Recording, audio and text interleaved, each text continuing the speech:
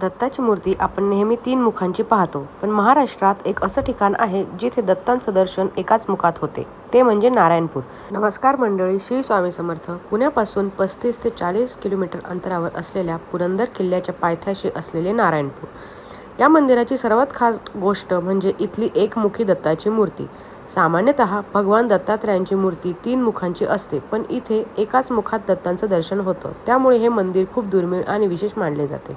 या मंदिरात एक खास गोष्ट पाहायला मिळते, ती म्हणजे इथे संपूर्ण श्री गुरुचरित्र एक वेगळ्याच पद्धतीने दाखवले आहे. गुरुचरित्रातील प्रत्येक अध्यायाचा सार फक्त एका ओळीत आणि चित्ररूपात इथे मांडलेला आहे.